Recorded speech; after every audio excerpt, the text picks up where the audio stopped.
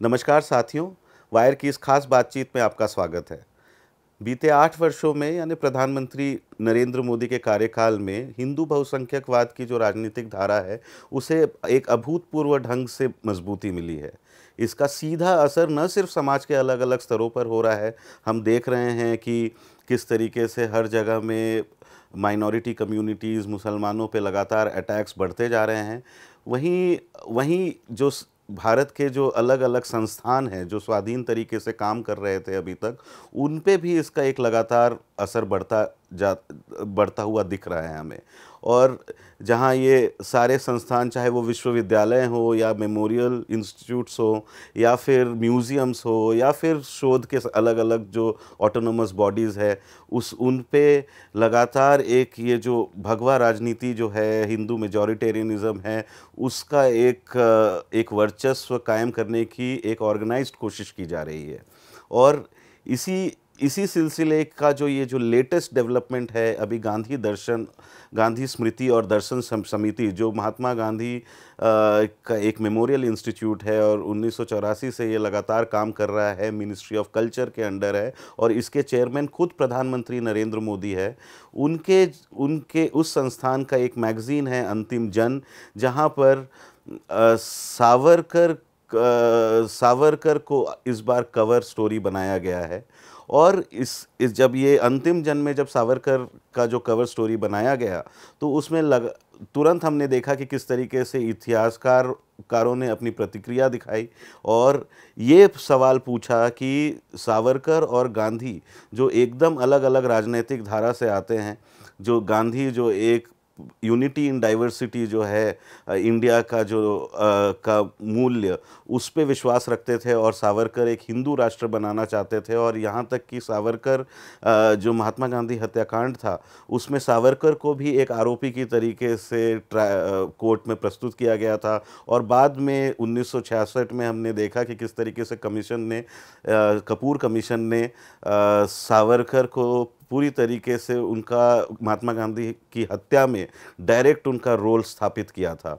और ऐसे ऐसे एक पर्सनालिटी को जब गांधी के लिए, महात्मा गांधी के जो संस्थान हैं, उनकी जो सबसे मुख्य जो संस्थान है, उनके मैगज़ीन में जब कवर बनाते हैं, कवर इमेज उनका छपता है, उनके लेख छपते हैं, तो इसका राजनीतिक मतलब क्या है।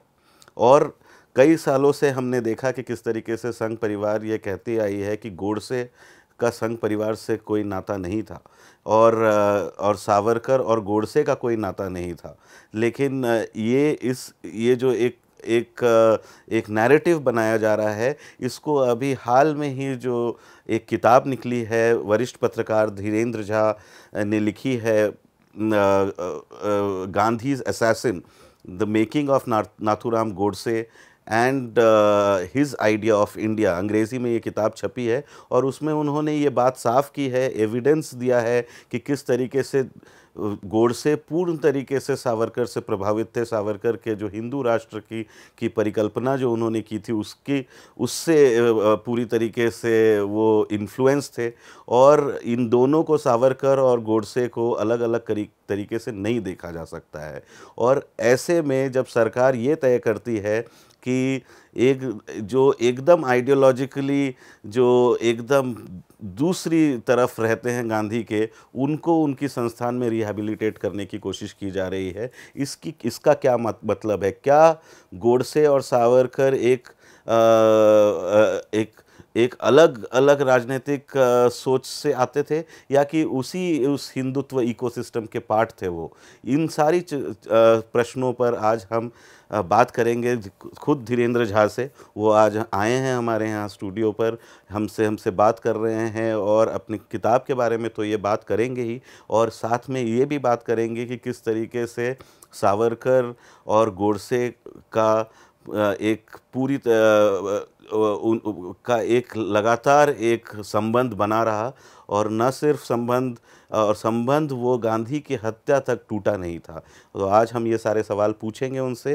धीरेन्द्र जी, आपका वायर की इस बातचीत में बहुत बहुत स्वागत है। तो हम शुरू इसी बात से करते हैं कि आप कैसे देखते हैं कि गांधी स्मृति जैसे इंस्टीट्यूशन में सावरकर, अब उनका जो मैगज़ीन है अंतिम जन, सावरकर को उस पे कवर बनाया जा रहा है। क्या इसमें आपको कुछ विरोधाभास दिख रहा है, या आपकी पूरी तरीके से सरकार इस इंस्टीट्यूशन को का भगवाकरण करने की कोशिश कर रही है?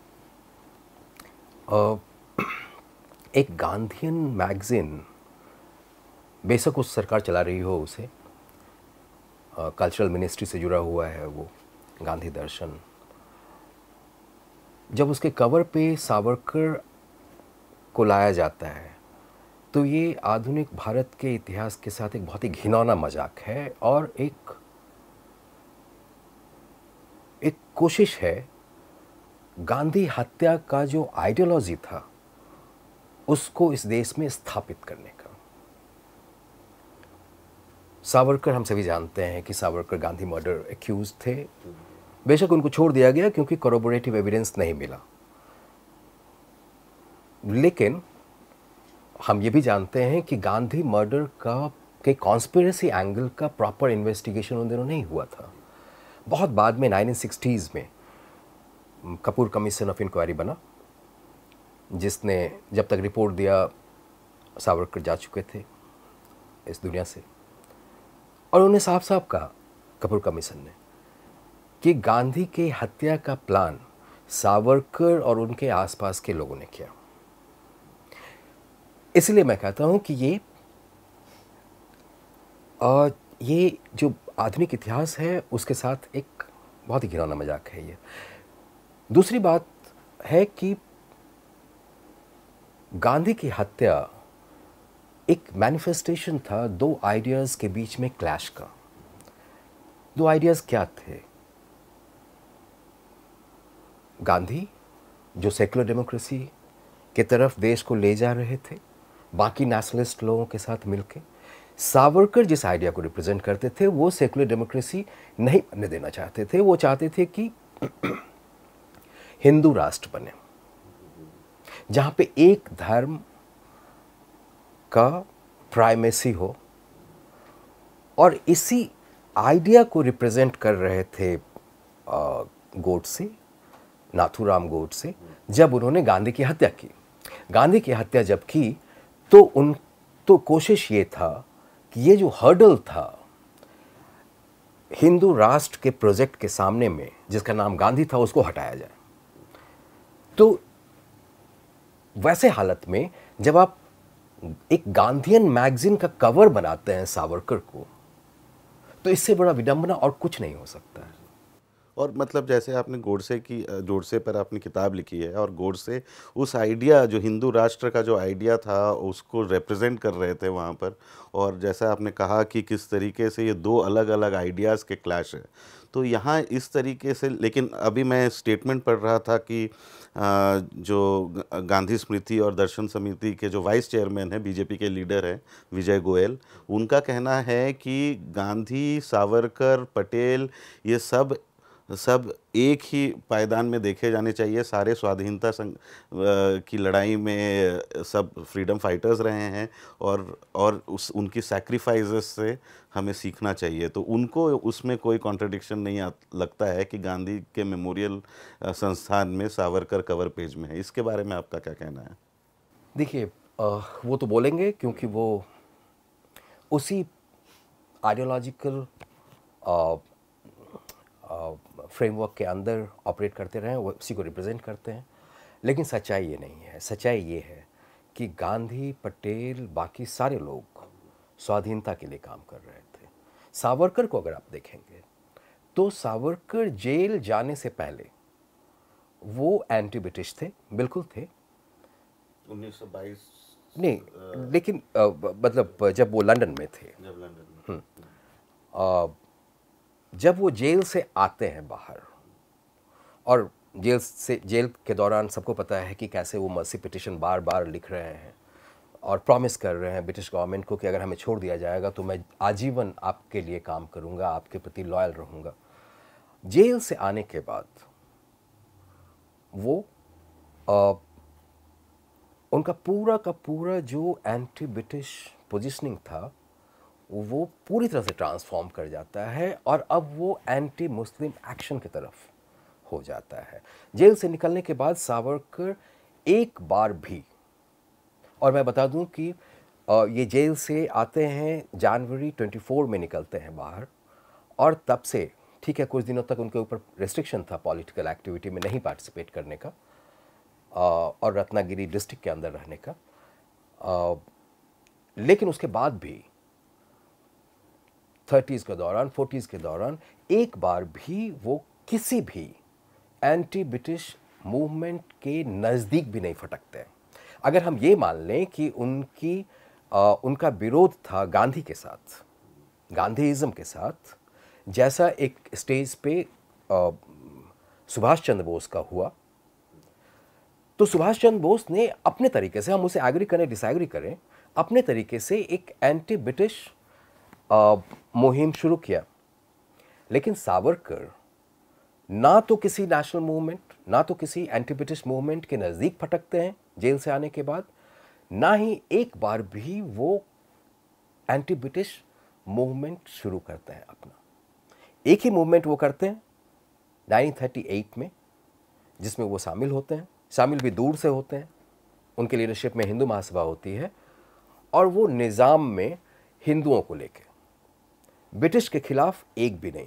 तो फिर हम कैसे उनको उन नेशनलिस्ट लीडर्स के श्रेणी में लाके खड़ा कर सकते हैं जिनमें गांधी, पटेल, नेहरू, सुभाष चंद्र बोस वगैरह वगैरह हैं? ये गलत है। जी बिल्कुल।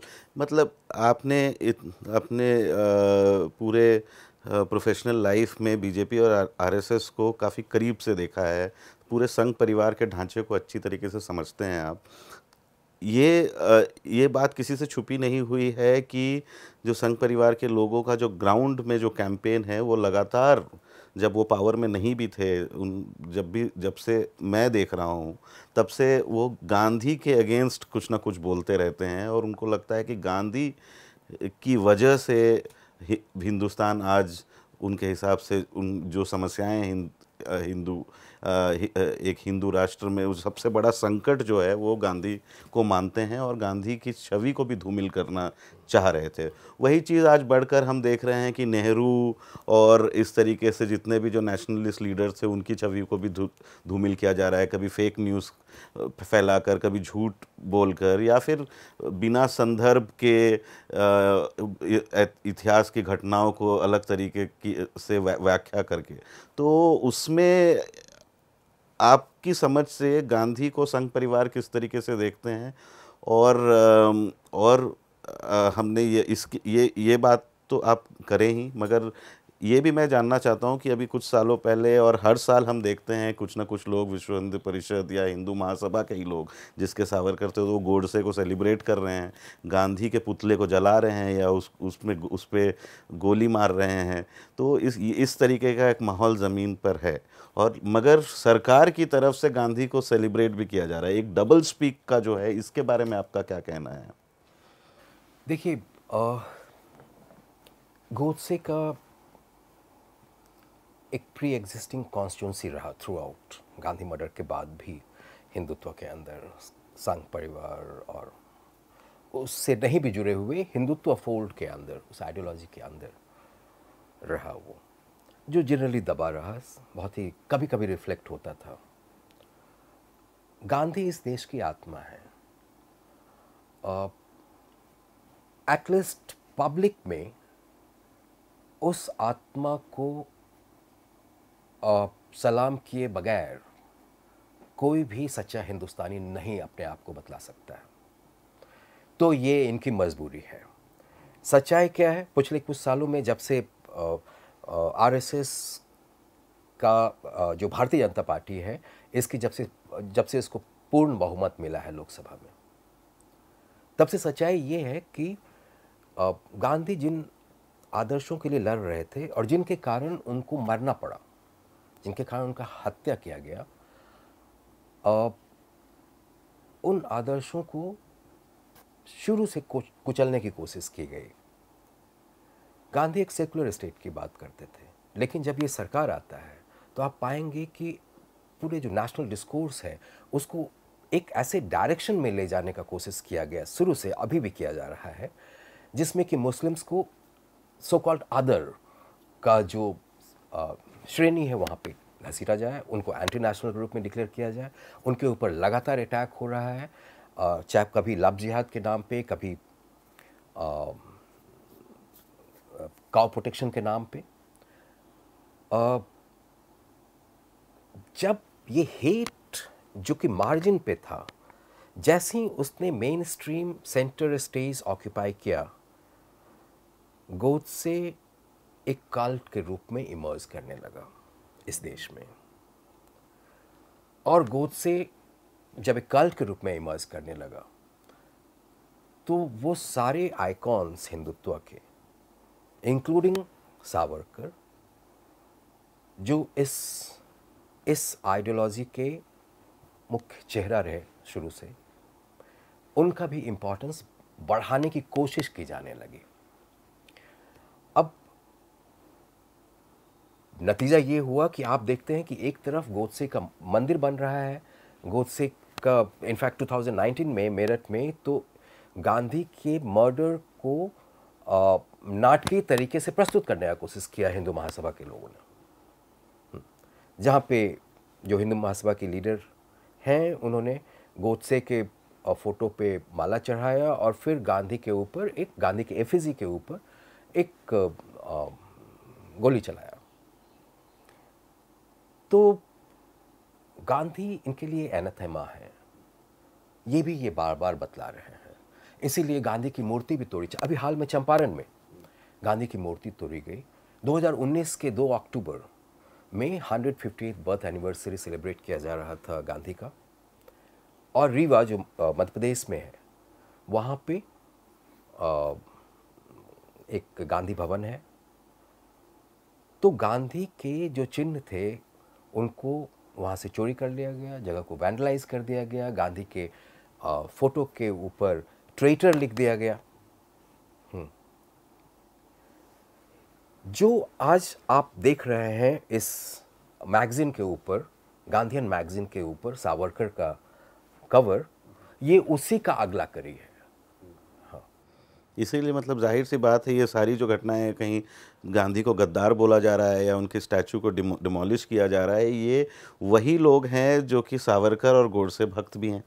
तो मतलब जाहिर सी बात है कि जो इतिहासकार हैं, जो अच्छे से इतिहास को समझते हैं, तो उनको ये जो मैगज़ीन में सावरकर का चेहरा, वो एक राजनीतिक प्रक्रिया का ही पार्ट लग रहा है कि किस तरीके से। हाँ, और देखिए, गांधी के मर्डर का आइडियोलॉजी को आप सावरकर का आइडियोलॉजी से अलग नहीं कर सकते। वैसे ही जैसे इन दोनों आइडियोलॉजी को, गांधी मर्डर आइडियोलॉजी जिसको हम बोल रहे हैं और सावरकर आइडियोलॉजी जो एक है, इस आइडियोलॉजी को आप गोडसे के आइडियोलॉजी से अलग नहीं कर सकते और आरएसएस के आइडियोलॉजी से अलग नहीं कर सकते। जी। तो इसी बात पे मेरा अगला सवाल यही है कि बात सावरकर की यहाँ पर हो रही है, आपने अभी गोडसे पे किताब भी लिखी, तो उसमें सावरकर को एक तरीके से संघ परिवार का कहना है कि उनको गांधी के हत्याकांड से एक्विट कर दिया गया, उनको बरी कर दिया गया,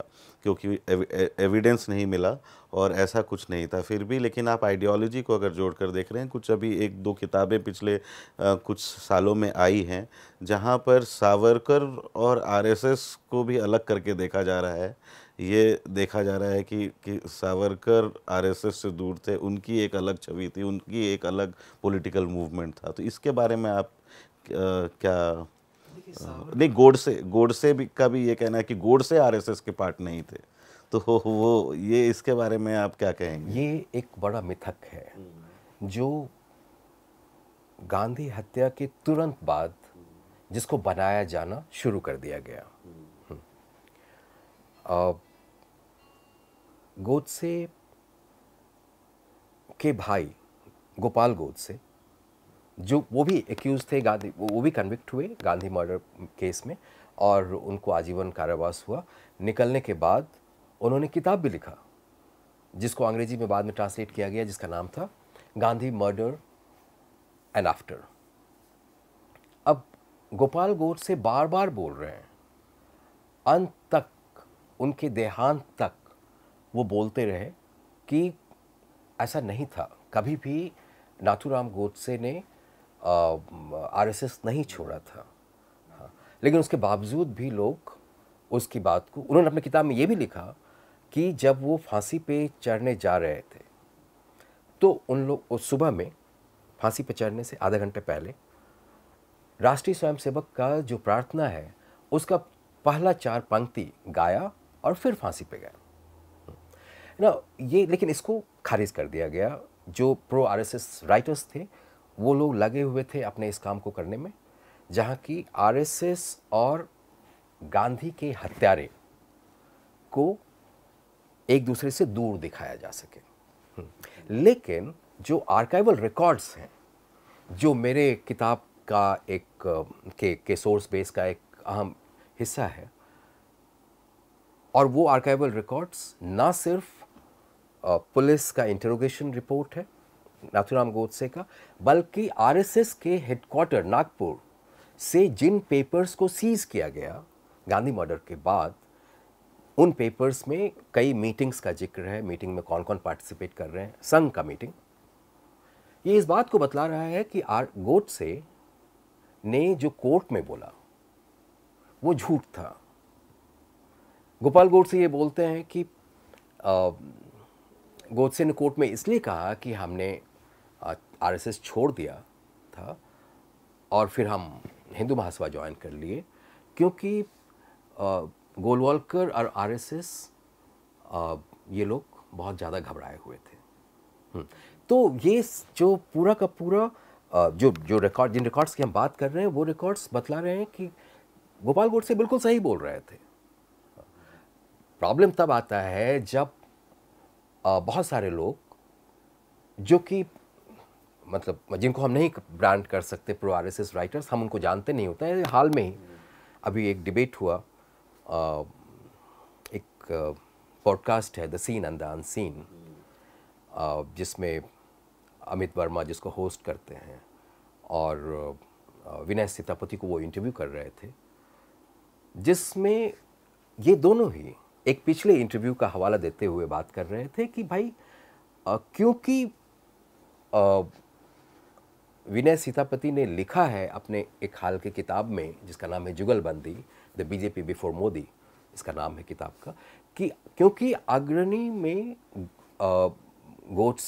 अग्रणी गोडसे का अखबार था जो वो पुणे से चलाया करते थे, क्योंकि अग्रणी में गोडसे गांधी के साथ साथ आरएसएस पे भी अटैक कर रहे थे, तो इसलिए ये मान लिया जाना चाहिए कि वो गोडसे इससे बाहर निकल आए थे आरएसएस से।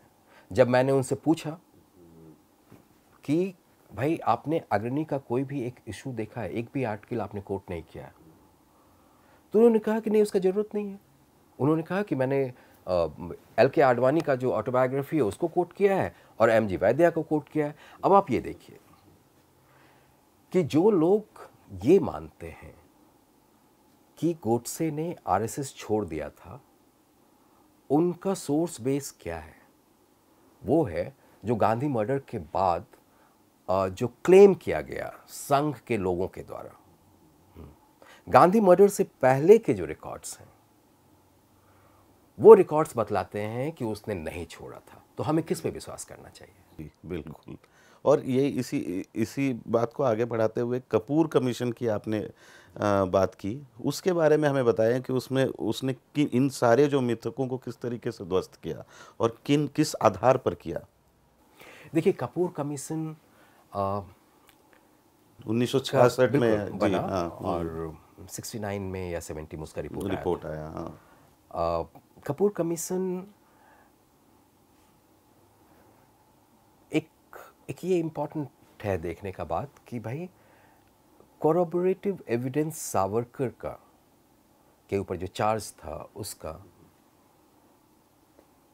ट्रायल के दौरान तो नहीं मिला, लेकिन वो कोरोबोरेटिव एविडेंस कपूर कमीशन के पास आ गया। सावरकर के जो बॉडीगार्ड थे, ये बतला रहे थे, 2 लोग इनफैक्ट उनके घर में रहने वाले, उन्होंने कहा कि हाँ बिल्कुल गोडसे उनके पास आए थे, गोडसे और आप्टे उनके पास आए थे और जब उन्होंने अपना मुहिम शुरू किया गांधी हत्या का, जब वो पुणे से बॉम्बे शिफ्ट होते हैं तो पहला व्यक्ति जिसके पास जाके वो मिलते हैं वो सावरकर थे। ये कपूर कमीशन कहता है। हाँ, कपूर कमीशन के पास जितने भी टेस्टिमोनीज आए वो इस बात को बतला रहे थे। कपूर कमीशन भी संघ के रोल एज सच को या गोडसे का जो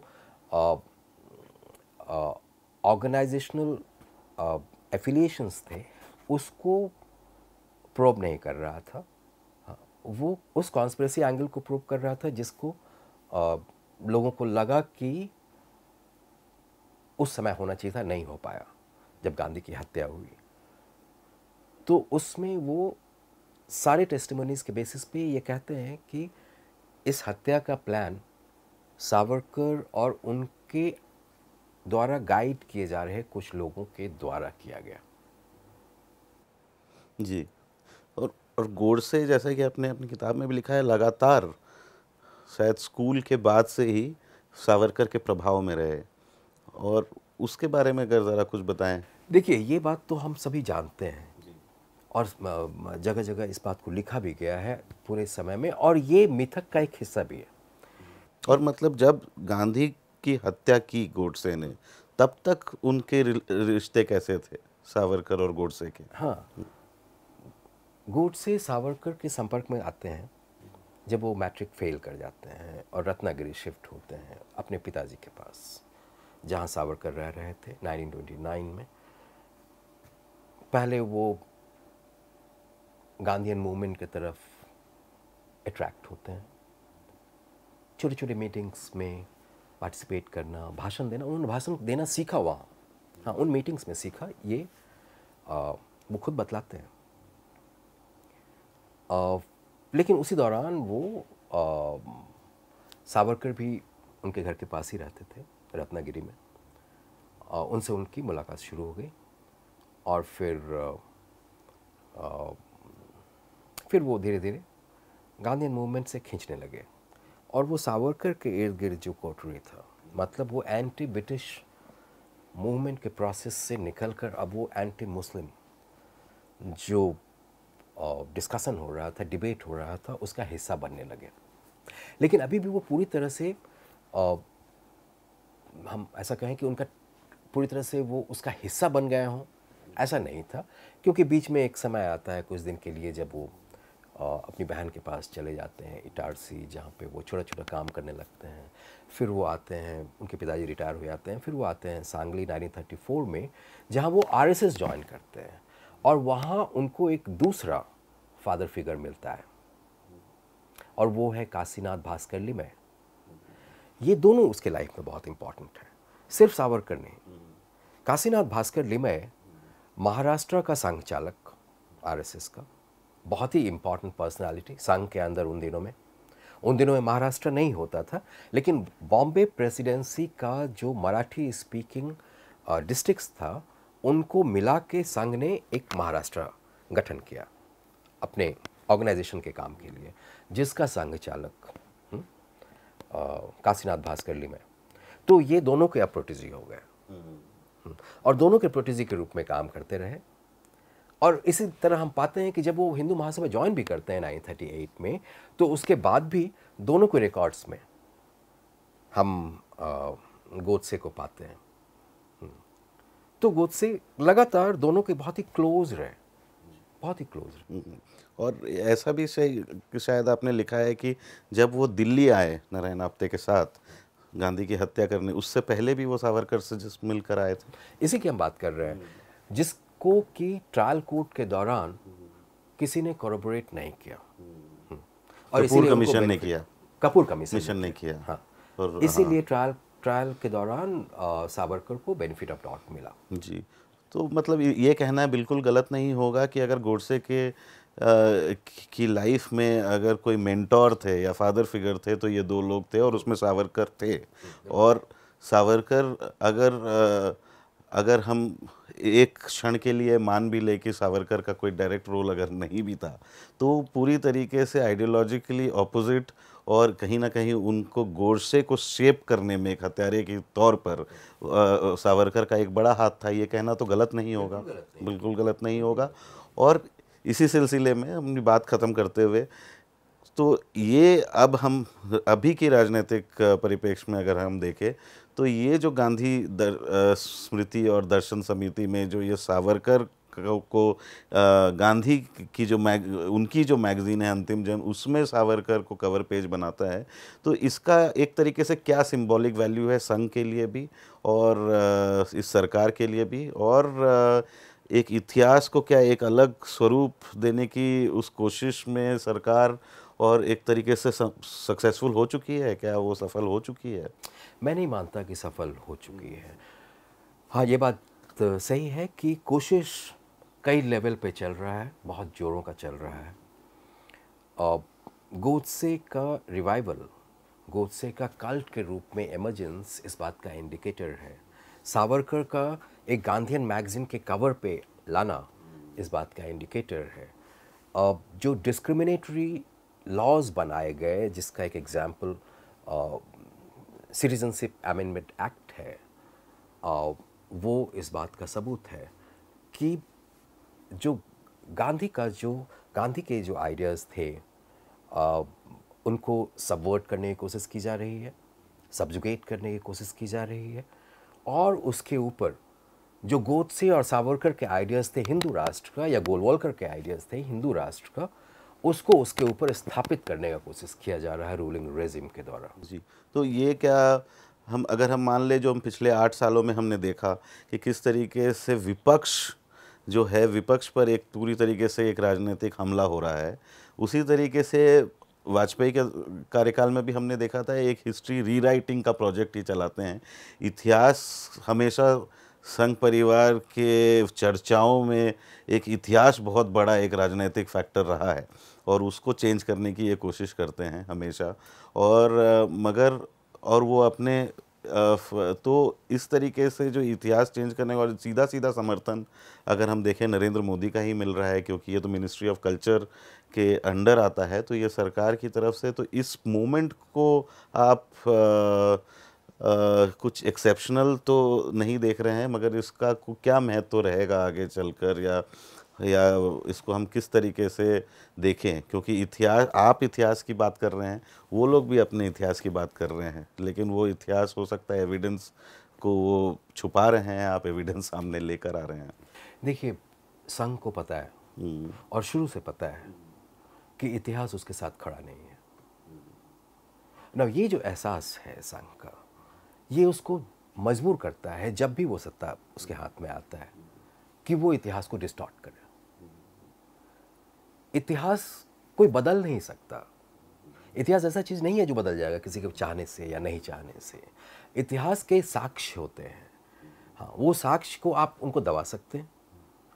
आप ये कर सकते हैं कि जो संघ करता रहा, मिथकों के द्वारा इतिहास के ऊपर मिथक को इस तरह से आप हावी कर दें कि इतिहास छुप जाए और मिथक को लोग इतिहास मानने लगे। आप ये कर सकते हैं, ठीक है। तो जब भी सत्ता है, पहले भी आया, जब वाजपेयी प्राइम मिनिस्टर थे तब भी इसकी कोशिश हुई।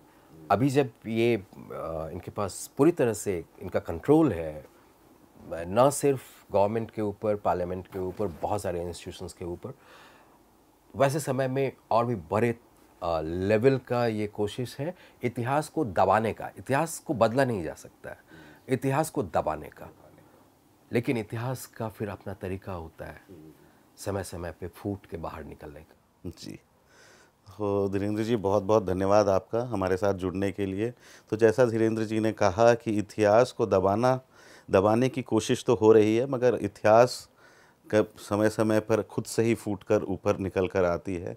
आने वाले दिनों में हम देखेंगे कि इतिहास को ये दबाने की जो कोशिश की जा रही है, या बुद्धिजीवियों और इतिहासकारों के जो जीवन भर के जो काम है उसको खारिज करने की जो कोशिश की जा रही है डायरेक्टली सरकार के द्वारा, वो आने वाले दिनों में हम देखेंगे कि वो सफल हो रहा है या नहीं हो रहा है। और हमारे चर्चाओं में ये इस तरीके की बातचीत हम करते रहेंगे।